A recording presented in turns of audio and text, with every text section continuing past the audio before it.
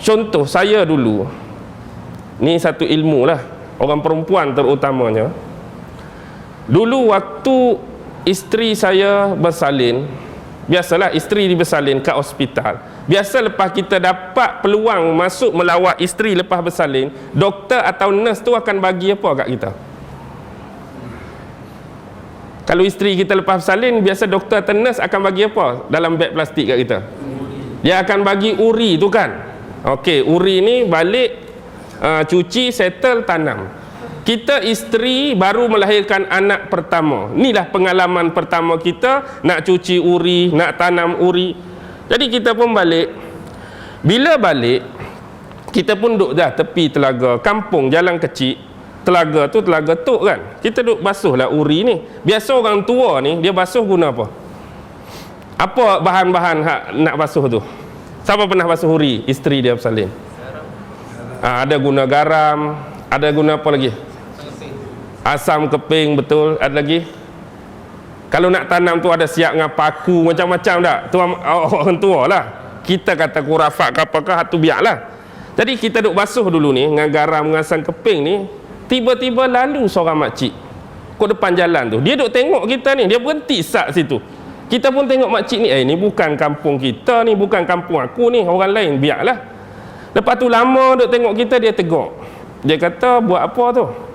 Saya kata, isteri baru bersalin semalam.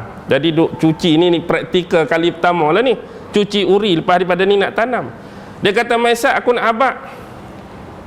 Orang tua, lagipun kalau kampung kita tu mungkin dia bergurau ke apa, kita kenal karakter ni orang lain. Kita pergi.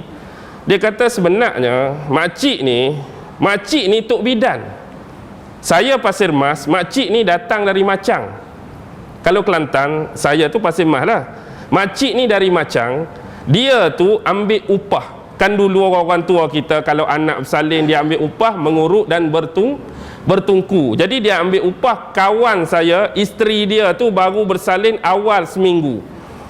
Maksudnya minggu lepas isteri kawan saya dah bersalin, isteri saya baru bersalin. Jadi makcik ni diupah oleh kawan saya untuk mengurut dan bertungku isteri dia. Oh, patut kita tak kenal pun. Jadi dia pun nak bagi ilmu tentang uri.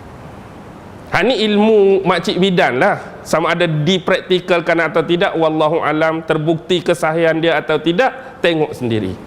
Pertama dia kata, bila kamu angkat uri tu, pada tangkai dia tu ada bintik-bintik kecil.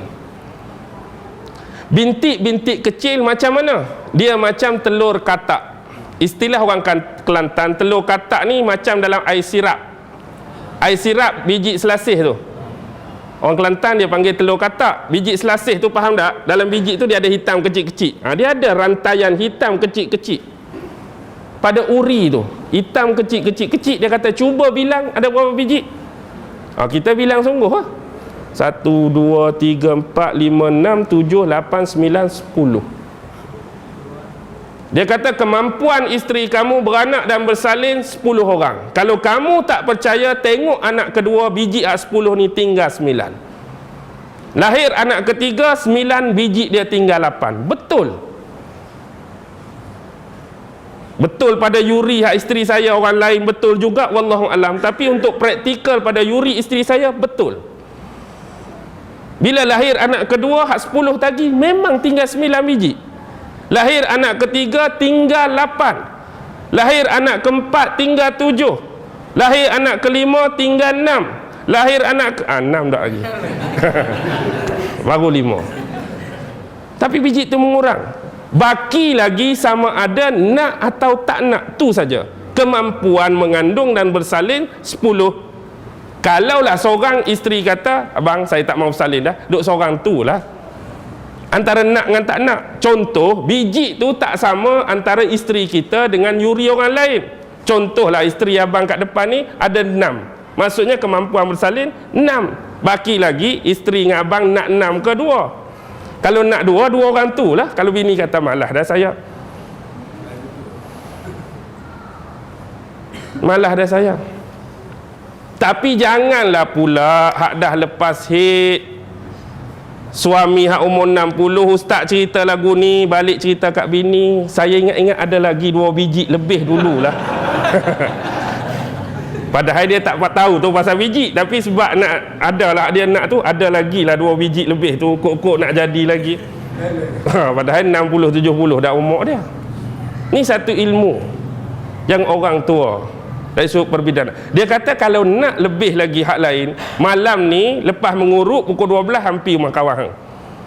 Dia nak bagi hak lain. Kita pun punya sabar, tunggulah kan. Hak ni pun rasa teruja dah. Kita pun pi. Bila pi siap dah dia mengurut isteri kawan tu, keluar kat beranda lah. Tahu beranda? Beranda Kelantan panggil jemuran. Jemuran tu jemuran lah. Baik, duduk situ, sembang lah sambil minum kopi, makan ubi. Dia kata apa? Dia kata sebenarnya tangan kita ni, tangan kita sini ni, dia ada 2 urat halus.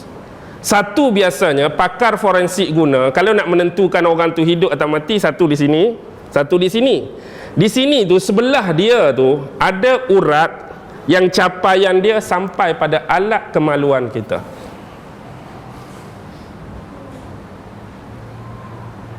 Alat ni bila kemaluan kita mengeluarkan mani, sama ada dengan jalan yang sebenar atau jalan tak sebenar, bahasa mudah, keluar saja air mani ikut kemaluan kita, dia akan tergelincir daripada rel dia.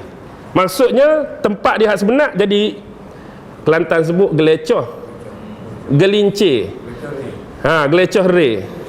Lepas tu bila dia nak masuk balik, sejam kemudian dia akan masuk balik dalam rel dia.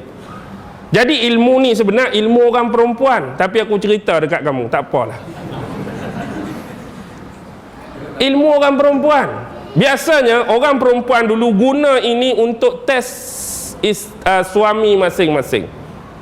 Contoh, bila suami balik kerja, isteri pun abang baru sampai, cium tangan.